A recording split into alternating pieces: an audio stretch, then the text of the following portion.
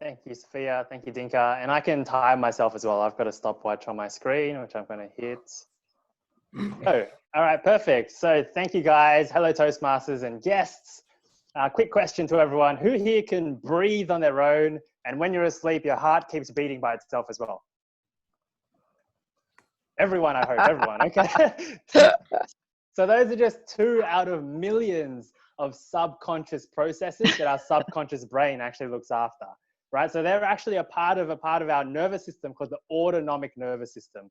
And as a part of that, if you've heard of fight or flight, that response is part of our autonomic nervous system as well.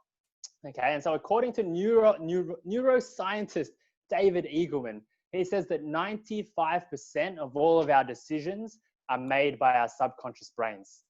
Okay, and Harvard Business School professor Gerald Zoltman goes on to say that 95% of our purchasing decisions are also made by our subconscious minds, right? And here's the thing though, our subconscious minds, they're designed to keep us safe. They're designed for us to survive, not to thrive. And that's why some of us might have fears of public speaking, just for an example. Okay, so if you think of your conscious mind as your goal setter, okay, that's the thinking, the planning brain.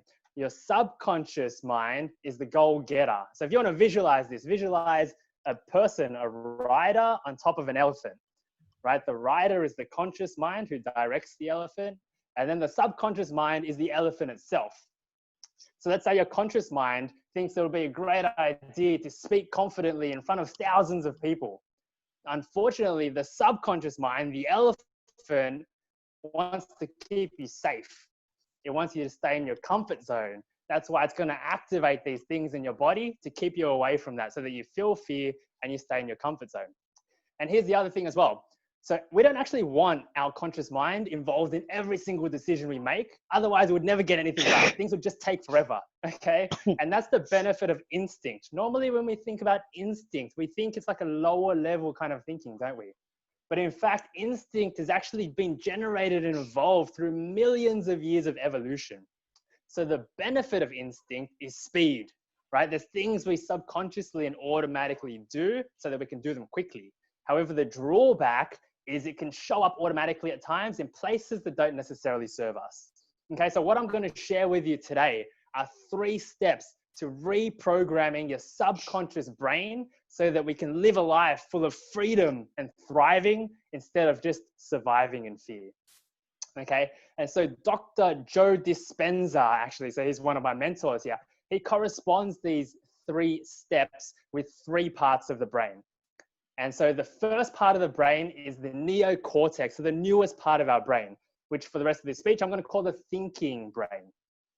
The next part of our brain, it's the limbic brain, so otherwise known as the emotional or chemical brain, which for the purposes of this speech, I'm going to call the feeling brain. So thinking brain, feeling brain, and then the third part of our brain, which is the memory center of our brain, I'm going to call the subconscious brain.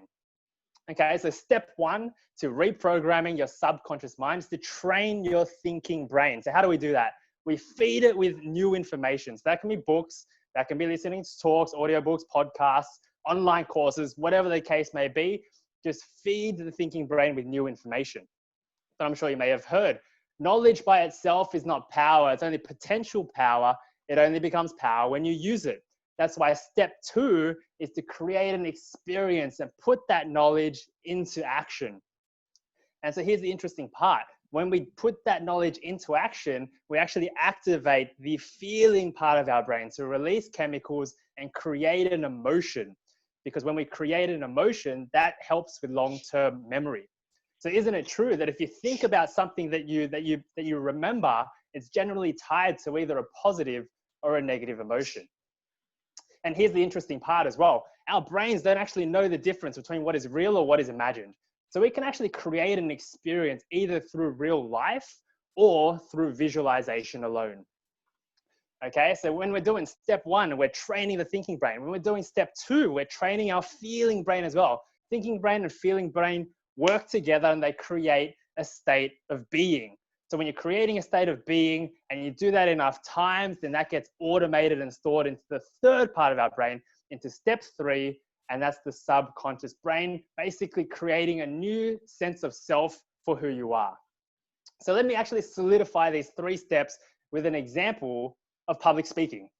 Okay, so let's say that I developed a fear of public speaking due to years of accumulated limiting beliefs, fears, insecurities, and inadequacies, right? Let's say that for all of these years in my life, I've been running that program of negative thoughts, negative behaviors, and negative feelings. Now, let's say I made the conscious decision to change that program in my subconscious brain. So following these 3 steps through, step 1, I train my thinking brain. How do I do that? I get new information. I read these books. I understand how to change those programs in the subconscious mind. I might read or listen to how to actually speak with more certainty and impact. Step number 2, create an experience in the feeling brain. So how do I do that? So first off, I might do visualizations. I could be at home, have my eyes closed, and then imagine myself delivering a speech with impact, right? With clarity and certainty. And then when I'm doing that, I'm activating the feeling brain as well to start generating those emotions of confidence and certainty. And then when the time comes to actually deliver a speech in front of a group of people, well, then I'm going to think about the knowledge that I've been training my thinking brain with. I'm going to think about those positive emotions that I've been generating through visualization. And then when those default urges of fear, of anxiety, of judgment come up, I can put those aside and focus on what the books and what the teachers say. And where they say to just pause and take a deep breath and get present. And when I do that, I get out of my head and into my heart. I get external instead of internal. And that way I can focus on delivering my message with as much value, as much impact, and as effectively as possible. Okay, and then when I do this enough times, I'm no longer holding myself to the past, because I'm modifying my behavior and I'm restraining those old impulsive reactions. I'm creating a new experience. And as I'm doing that, the feeling brain is releasing just those chemicals in order to tie these positive feelings of confidence, certainty, impact with this experience of speaking, right? And by practicing these feelings of confidence and impact when speaking enough times, then you'll actually generate an automatic nature to it that gets stored in that 3rd part in the subconscious brain, right? And when we do this enough times, we create a state of being where we're no longer trying to speak confident and impactfully. We become confident and impactful as a natural and subconscious state of being, right? So much so that we've created this memory in our bodies and in our minds where no external factor can move that at all. And so when we do that through those 3 steps, we've got our thinking brain, our feeling brain, and our subconscious brains all working together to generate and lock in this state of being confident and impactful.